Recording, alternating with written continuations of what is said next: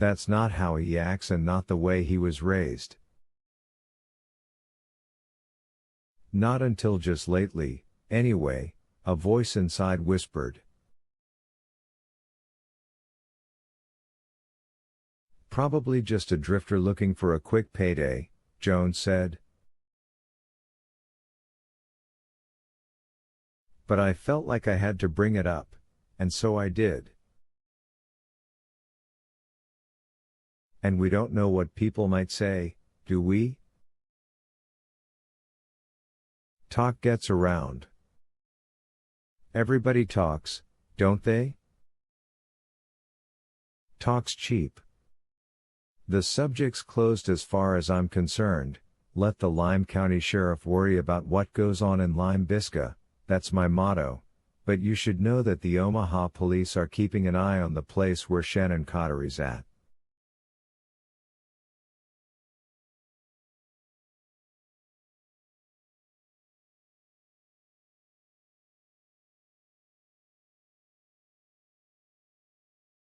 Just in case your son gets in touch, you know.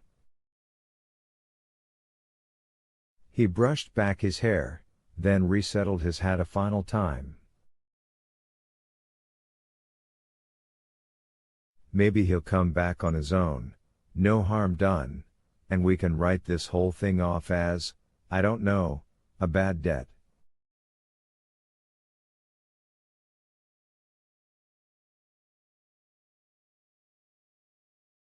Fine. Just don't call him a bad son, unless you're willing to call Shannon Cottery a bad daughter.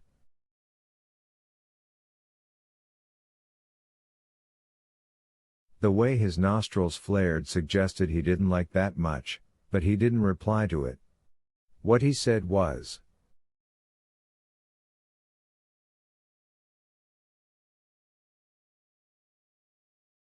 if he comes back and says he's seen his mother, let me know, would you?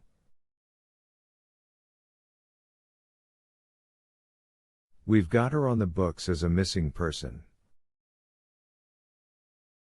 Silly, I know, but the law is the law.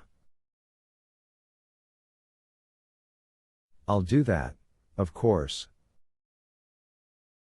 He nodded and went to his car. Lars had settled behind the wheel. Jones shoot him over. The sheriff was the kind of man who did his own driving.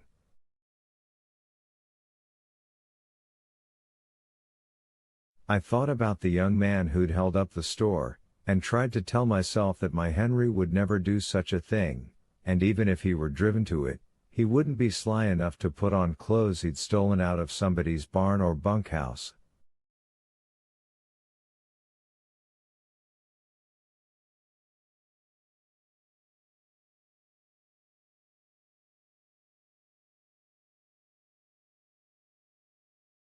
But Henry was different now, and murderers learn slyness, don't they?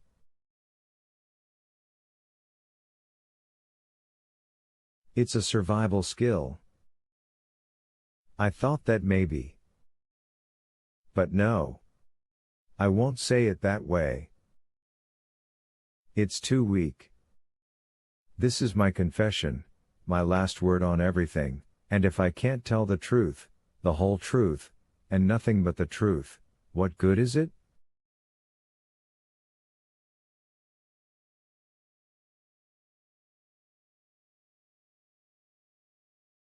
What good is anything?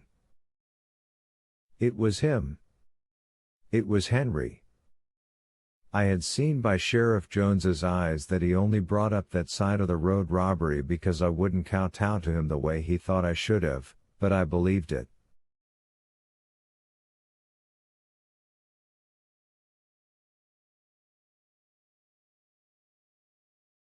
Because I knew more than Sheriff Jones. After helping your father to murder your mother, what was stealing some new clothes and waving a crowbar in an old granny's face?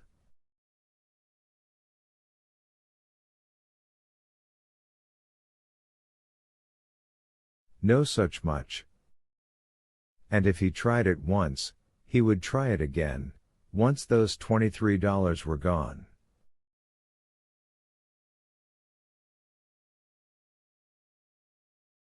Probably in Omaha, where they would catch him. And then the whole thing might come out. Almost certainly would come out. I climbed to the porch, sat down, and put my face in my hands.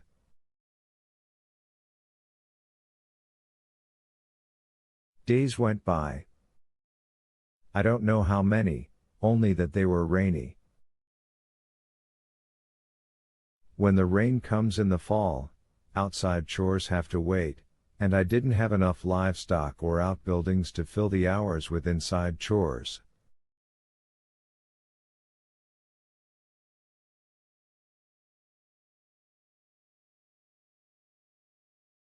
I tried to read, but the words wouldn't seem to string together, although every now and then a single one would seem to leap off the page and scream.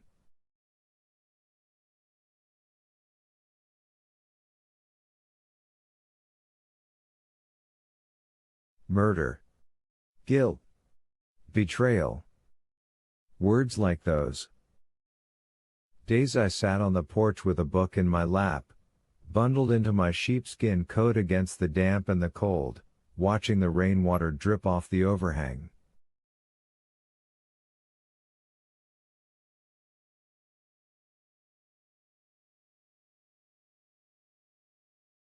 Nights I lay awake until the small hours of the morning, listening to the rain on the roof overhead.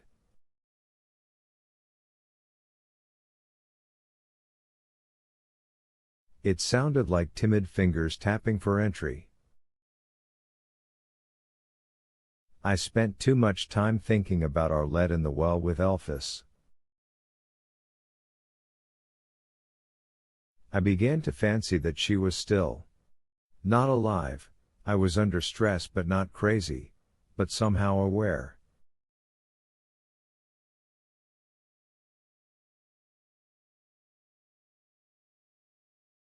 Somehow watching developments from her makeshift grave, and with pleasure.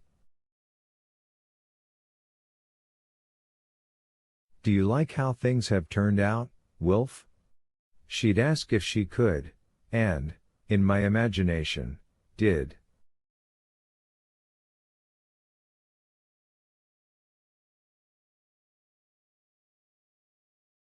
Was it worth it? What do you say?